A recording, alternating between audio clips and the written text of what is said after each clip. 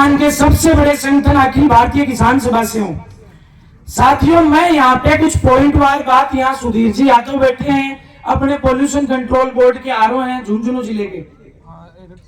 2013 में कानून बना था भूमि अधिग्रहण एवं पुनर्वास एक्ट 2013।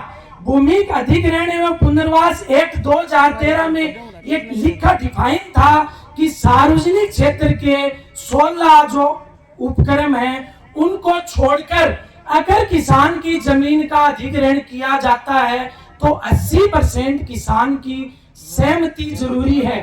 और जब 80% किसान की सहमति मिल जाती है उसके बाद इन्वायरमेंट क्लियरेंस के लिए आप स्टेज पे आ सकते हो।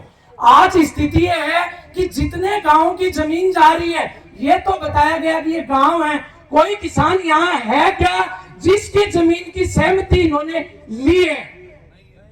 तो सबसे बड़ी जो ठगी है ना इस कंपनी की और प्रशासन की और पोल्यूशन कंट्रोल बोर्ड की मिली भगत तो ये है कि ये इन्हीं की सरकार के द्वारा नोटिफाइड किए हुए कानून को नहीं मानते, तो फिर किसान इनकी धक्काशाही को क्यों माने?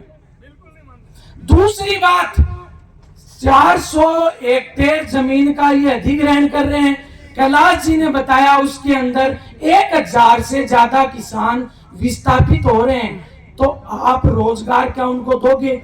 और 85 रोजगार दोगे तो ये कंपनी देखी हुई है, बाठा ढोने का मैं धन लेके जाऊंगा 85, ये गारंटी देना कि हम कंपनी के ओन रोल पे आपको नौकरी देंगे, यहाँ का फैक्ट्री मैनेजर बनाएंगे, आपको क्या गारंटी दे रहे हैं?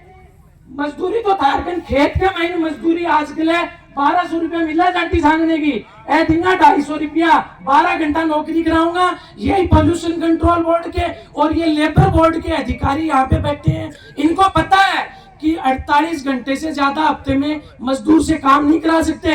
गोठड़ा की फैक्ट्री आरओ साहब आप जाके पता कर लेना, मजदूरों से 72 घंटा एक हफ्ते में काम करवाते हैं। जो मजदूर अधिनियम 1957 है उसमें क्लियर लिखा 48 घंटे से ऊपर। लास्ट बात है, मेरा सवाल यहाँ का जो पोल्यूशन कंट्रोल बोर्ड है उस पे गंभीर एलिगेशन है। आज से 4 महीने पहले झुंझुनू में एक ईसी हुई थी, लोगों ने सर्वसम्मति से उस ईसी को खारिज किया, लेकिन आज भी झुंझुनू के रीजनल पोल्यूशन कंट्रोल बोर्ड के अधिकारी ने उस फाइल को खारिज करके आगे नहीं भेजा। इसलिए आप अगर विरोध करोगे, पक्ष में करोगे, लेकिन जो अधिकारी मंच पे बैठे हैं उन अधिकारियों पे हमें तो भरोसा नहीं है, क्योंकि अगर वो सहमति देते आप 15 दिन में फाइल भेज देते। 4 महीने से असहमति है, वो फाइल खारिज करके क्यों नहीं भेजी आपने आज तक आगे? वो फाइल तो आपको भेजनी थी ना जब 100%। और जो अधिकारी यहाँ बैठे हैं वो कंपनी के प्रतिनिधि नहीं है, वो किसान की बात सुनने आए हैं। लेकिन यहाँ जो पोल्यूशन कंट्रोल बोर्ड के अधिकारी बैठे हैं वो किसान के प्रतिनिधि है ही नहीं। होते आपकी फाइल भी कायदा ये बनता है कि सबके विरोध के बाद आज आरओ साहब उसको कैंसिल, एसडीएम साहब और एडीएम साहब के साइन होके आरओ साहब के पास जाए तो फाइल खारिज होनी चाहिए, लेकिन ये नहीं करेंगे। इसलिए मेरा तो ये मानना है कि कोई भी किसान इसके पक्ष में ना बोले, क्योंकि भूमि अधिग्रहण कानून आपको अधिकार देता है कि आपको जमीन प्राइवेट कंपनी को देनी है और नहीं देनी है। और 80% किसान जब तक सहमति नहीं दे फैक्ट्री नहीं लगेगी, और जब तक 80% किसान सहमत ना हो इसी होनी नहीं चाहिए।